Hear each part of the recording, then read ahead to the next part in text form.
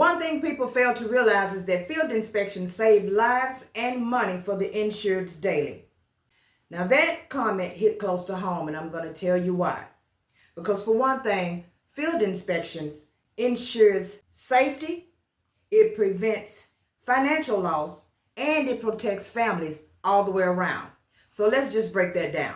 First, I want to thank AP Delivery Side Gigs for that comment, because it actually did make me think. Because a lot of people have asked over time, what exactly is field inspections? So now we know exactly what field inspections are, and the fact that we are actually doing inspections for insurance companies.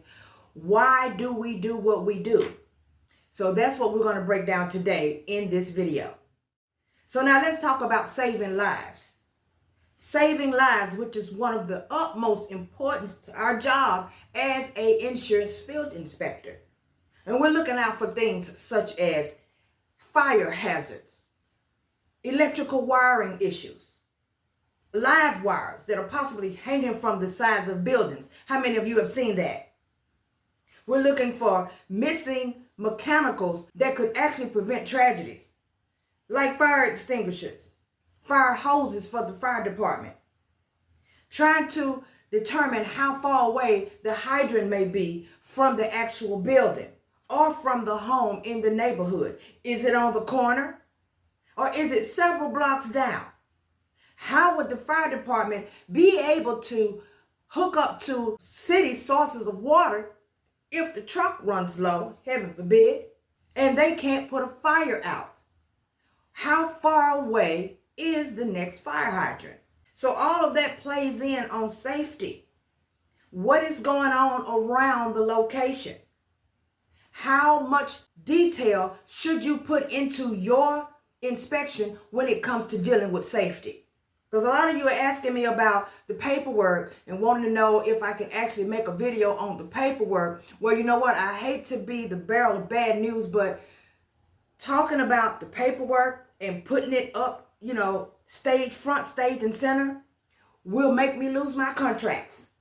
So that I cannot do, but I can talk about different things pertaining to the paperwork. And once again, I do want to let you know that all the paperwork is not the same. Every carrier is not going to have the same questions. Some of them go more in depth, some of them do not. So I don't even know how much it would help if I did. So I'm just going to break down some things, especially in this video. So as far as safety, let's say you go to a home or a large complex of some sort. Do they have a pool? If they have a pool, is it gated? And this is very important, especially if you're going to a home. Because see, I went to homes before where the insured has told me that no, we don't have a fence around the pool because we have gates on each side of the home. So because they have privacy fence on this side that they go in and out of, and on the other side of the home, it's just a wall fence where you can't even open it all. They figure that because they're able to lock it from the other side, that the pool is safe. So the pool in the backyard don't have its own separate fencing. Is that safe? Somebody drop it in the comment section, tell me what you think. Because I'm about to tell you what's true. It's not safe. Because suppose that home is the only home on that street that has a pool. But there are teenagers around and they know the pool exists. And they know how to climb the fence. Maybe they've been getting in and out of the pool while the insurers are not even at home. And then one tragic day, and we're going to leave it at that, the pool don't have a fence around it. So that means that the insured is going to be liable for what happened. What do you think they're going to do? They're going to call the insurance carrier because what? They want it to be covered if something tragic happens at this pool. But at the end of the day, it's their job to make sure that that pool is safeguarded with its own protection fence. What if the homeowner has babies in the house, small children, or just big enough to be able to open the door? You turn your head. How many of you have small kids? And as soon as you turn your head for a second to use the bathroom or whatever, you hear some banging going on. They're climbing up in the refrigerator. They're in the cabinets. They're pulling out all the pots and pans. And when they get tall enough to where they can turn a doorknob, they'll turn a doorknob. So a patio door is no different. Kid goes out the patio door. What's going to happen when they go out the patio door? There's no fence around the pool. Now, just because you have a privacy fence on each side of your home toward the front to keep strangers out, what about the child? Now you come around looking and your back door open. Safety. And it is our job to look for things like this. It is our job to spot all of these different things that may be going on around a building and around a home, so that the insurance carrier knows what's happening, so that they can make all of the necessary recommendations for the homeowner to make sure that they know that if you're going to have this coverage, you're going to do that. If you're going to have this coverage, you're going to get rid of that. It's a lot of different things that could play a serious role when it comes to safety. Trees growing up off the side of the wall. When you look up to take a roof photo, you can barely get the roof photo because of the trees. The trees are hanging over the roof. Now, some people like that.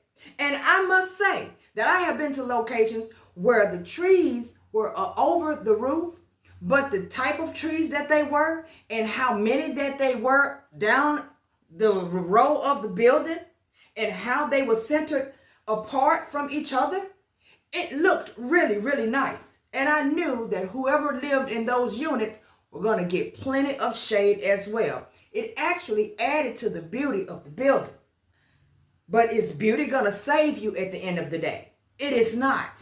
Because if something pops off next door, a building over, or just out in the courtyard or anywhere, and it catches that tree, the likelihood that that tree is going to catch that roof or even the siding of the building really fast and cause detrimental destruction at this location, you can best believe that it is going to happen. And it is your job as an insurance field inspector to check and make sure that you don't see those things. Because once again, most of the paperwork will ask you. Barbecue grills. Most barbecue grills on locations, especially commercial buildings, are prohibited from some insurance carriers, and those that allow them don't want them to be no more than 10 feet from the building? So you got barbecue grills all up against every door.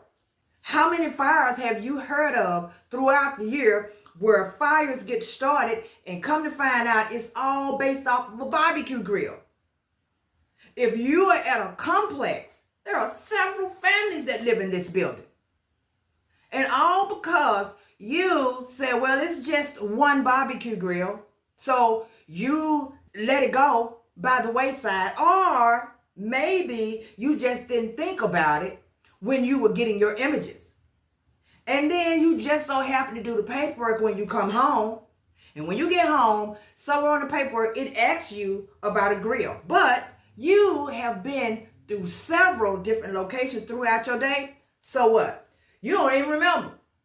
So to you, no, I want no barbecue grill. And then when something happens, there was barbecue grills everywhere. Not just the one that caught a fire, there were several. So then what's going to happen with you? When you were the field inspector, it was your job to be the eyes and ears for the insurance carrier, to make sure that these people in that building is protected. So it's way more than filling out forms. It's way more than that. It is something that if you don't take serious enough, even if something don't happen, because we don't want things to happen at all, but even if things don't happen, if you don't take this job serious enough, and they have to send your paperwork back to you enough, you will end up without a contract. You'll end up without one. They're not going to tell you 9 times out of 10. You're just going to look around and not giving you any work. That's because they've been constantly sending you stuff back, and you're constantly on repeat, making the same mistakes of not letting these people know what's going on at these buildings. They find out. So that's a major player when it comes to what we do every day as a field inspector, to make sure that the families inside of these buildings, that these businesses, and that these homes are protected so that you, as an insurance inspector, can help save some lives. Now let's talk about saving money for the insured. So I'm going to talk about one that I know for sure from my own experience that could have been a serious tragedy. One time I went to a commercial property, and in the mix of taking my photos, I already knew that if these people have a garbage bin, when you've been doing it a while, you already know without even having to look at the paperwork what stuff you should be looking out for. So what I knew, if they had a garbage bin, that garbage bin should be at least 5 feet away from the building. It shouldn't be up under the building, okay, or close up to the wall. Find a place for it or get rid of it and just give your tenants garbage cans. So I go to a location, and as I go around the back and approach the side on the left side of the building, what do I see? A garbage bin. The garbage bin was up against the wall, literally against the wall, like skin to skin against the wall. Not only was it there, because I'm getting somewhere with this, the garbage bin was against the wall, and there had already previously been a fire in the garbage bin.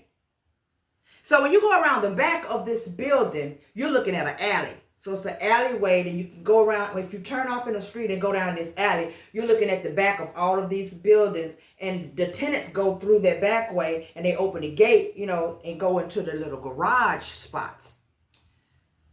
So the reasoning that the insured gave me that the garbage bin was next to the wall is because when we pull it out further from the building and it's closer to the fence, separating the building from the alley, people throw things over there in it. Okay, but it had two tops on it. When you go to garbage bin, you lift it up, you throw stuff in. I didn't get the concept of what he was saying. I was like, make that make sense. This don't make any type of sense whatsoever what you're saying. But he said that that's what was happening when he put it back there, and it would be trash all around it. So we put it up next to the building. I said, well, clearly putting it up next to the building does not work, because it was clearly a fire coming from this garbage bin. How did I know? Because it was soot and just the wall all the way up the back of it. He was like, yeah, well, things happen sometimes, but we got it. Which unit would you like for me to see? I said, wait, hold up. Let me get a snapshot of this. Because I am not going to be the one that just lets stuff slide. If it caught quick enough and nobody noticed, it could have been late in the night hour. These people would be out of a place to live.